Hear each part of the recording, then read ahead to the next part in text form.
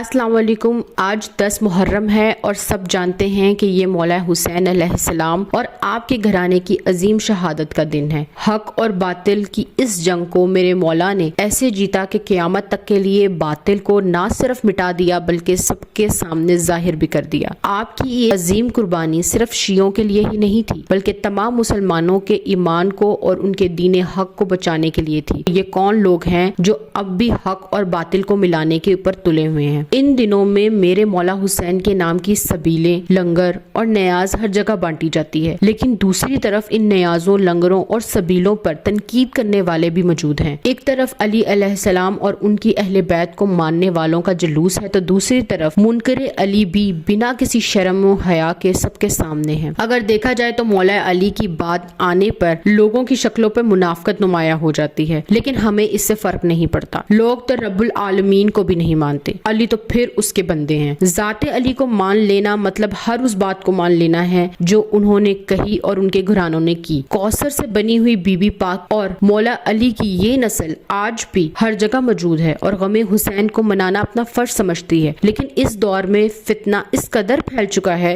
कि लोग सरेआम यजीद के हक में बोलना शुरू हो गए हैं। कभी तरह तरह के सवालात उठाते हैं और कभी मजलिसों के खिलाफ बोलते हैं। कभी नोहा सुनने बैठ जाओ तो तरह तरह के घटिया कमेंट आए होते हैं। सारा साल चाहे हराम कारियों में गुजर जाए, लेकिन मुहर्रम का चांद नजर आते ही गमे हुसैन मनाने वालों के खिलाफ इनके ईमान जाग जाते हैं। हर मुहर्रम में जुलूस पर पथराव, लड़ाई झगड़े तो आम है और इस बार तो हद ही कर दी। ओमान में मस्जिद के अंदर जाकर जिक्र हुसैन करने वालों पर गोलियां चलाई गई। हरिपुर में जुलूस मस्जिद के पास से गुजरा तो मस्जिद के अंदर से उनके ऊपर कुर्सियां और पत्थर फेंके गए। क्या यजीदियत अब भी मौजूद है? इसे यजीदियत नहीं कहते तो फिर किसे कहते हैं? हालात तो यहाँ तक पहुँच चुके हैं कि लोग इमाम हुसैन अलैहिस्सलाम के जिक्र करने वालों के खिलाफ तरह तरह की बातें करने लगे हैं। अब तो ऐसे ऐसे सवाल उठाए जाते हैं कि जो न्यू जनरेशन को शक व शुबहात में पढ़ने पर मजबूर कर देती है। कभी कहते हैं 2 शहजादों की जंग थी, कभी सवाल उठाते हैं कि इमाम हुसैन अलैहिस्सलाम के साथ सहाबा रसूल क्यों नहीं चले गए, कभी कहते हैं यजीद ने कसास लिया था। क्या हज़रत अली रज़ी अल्लाह तआला अन्हु ने हज़रत उस्मान के कातलों से बदला ले लिया था? हज़रत हुसैन रज़ी अल्लाह तआला अन्हु और उनका कुंबा शहीद हो गया तो उनके कुंबे के जो अफराद थे उनमें जो मर्द बचा है वो हज़रत ज़ैनुल आबिदीन रहमतुल्लाह अलैह, मर्द वो है, बाकी औरतें।